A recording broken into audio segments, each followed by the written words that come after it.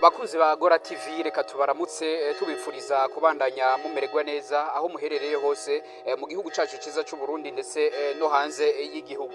Muri kumwe na Mbonera Brice kuri Gora TV. Uyu munsi twabashikanye muri komine ya Kiremba, neza na neza muri Paruwasi ya Kiremba, muri diocese ya Ngozi.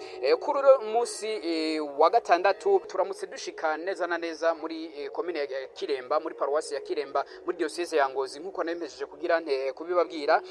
Aho twashitse novuga n'umunsi udasanzwe, aho umwe mu bapatiri baheruka kuronka iryo banga ryo kuba abasaserdoti, yitwa Padiri Jean Paul Butoyi, asanzwe ava muri no Paruwasi ya Kiremba, aho kuyu munsi novuga yuko ariho atangura cyangwa se yereka abakristu mu nkuka ya misa yiwe ya mbere aza gusengesha kuri uno musi. Rero tubasabe kugumana natwe mu kanya, umwanya udukundiye turaza kuguhamagara umwe mu baserukiye patiri mukuru kuri uno musi atubwire uko ibirori vy'uno musi bitunganije, ndetse nitwaronka na Padiri Jean Paul Butoyi asanzwe nkuko nempejeje kubibabwira ari umwe mu baherutse kuronka rino banga ry'ubusaserdoti, nawe turaza kumuyagisha kugira ngo atubwire uko yiyumva mbese n'akanyamuneza kiwe n'inkuka y'imisa agiye guhereza muri no paruwase asanzwe avukamo. Mukanya gatoyi gusa. Ego nkuko twari duhejeje kubibabwira mukanya yuko tugira duhave tuyagisha novuga umupatiri sanzwe yaserukiye patiri mukuru mu uyu mwanya, nawe akaba ari uyu muriko murabona imbere ya kamera. Patiri tubaramutse cyane mwidondora n'abariko baradukurikirana.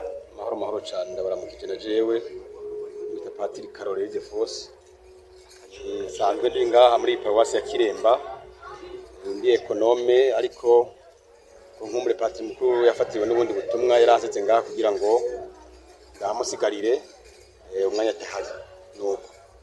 Ego murakoze cyane patiri. Ati nsanzwe ndi ekonome ariko mu uyu mwanya novuga yuko mwaserukiye patiri mukuru nkuko mugize nte muhejeje kubishikiriza.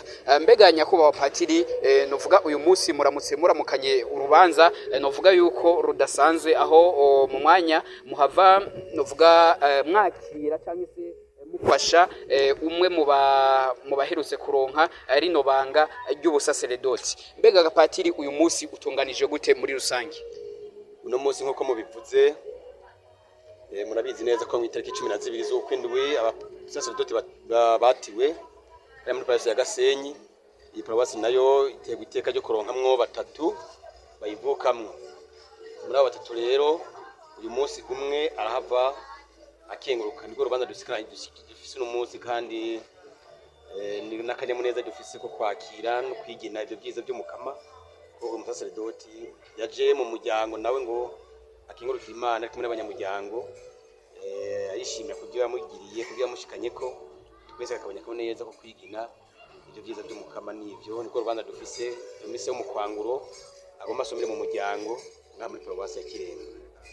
Ego ati niyo misa y'umukwanguro agira some ngaha muri Paruwasi ya Kiremba. Ariko dusubiye inyuma gatoyi, mbega gapati tuvuze Paruwasi Kiremba canke se twumvise Paruwasi ya Kiremba mu yandi mu majambo avunaguye, tumvise Paruwasi Kiremba yaje gute, yahereye he gushika mu uyu mwanya mu majambo avunaguye? Paruwasi Kiremba nkuko n'izindi paruwasi zazigiye ziravuka, nawe nyine yaravutse nkuko n'izindi paruwasi zo ngahingo zavutse neza neza mu mwaka w'igihumbi n'amajana 1963 ivukira ngaha. No misi turiko turi hafi kuzokwiza imyaka 70 n'iyindi. None rero Paruwasi Kiremba ngaha nyine Ikiremba iki hatumenyesha canke nikiharanga nka cane, kandi hari n'ibitaro byo ngaha Kiremba nyine byegukira diocese.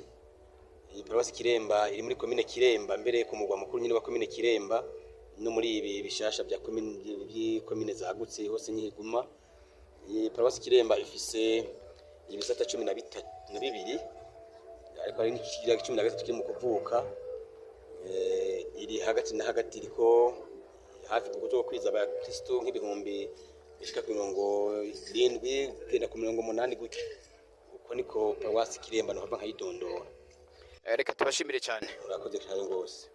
Muri kano kanya turi kumwe n'umwe mu bapatiri baherutse kuronka novuga ibanga rishasha ryo kwatigwa mu basaserdoti nkuko nari namubabwiye bamwita Padiri Jean Paul Butoyi ko nayimeje kubivuga mu uyu mwanya mugira muhereze inkuka ya misa yanyu ya mbere novuga yuko y'umukwanguro mbega ku ruhande rw'iwanyu gapatiri mwiyumva gute jewe muri kano kanya nuzuwe n'ivyishimo mugani w'abanyarwanda ndahimbawe cyane gose kubona Imana yashoboye kushikana kuri uno munsi nkiri muzima ari nako karyongera ngo mpave mfata kugira ngo ndayikenkurukire mu misa nkuko y'imisa y'umukwanguro ngira ngo mpave mpereza mu kanya handi hato ati mu misa ya y'inkuka ya misa ngira mpave mpereza mu kanya gatoyi mbega gapatiri dusa n'abasozera abakristo bo ngaha muri paruwasi ndetse usanzwe uvukamwo bitege yuko ariho muzoguma muhava murangurira ubutumwa bimeze gute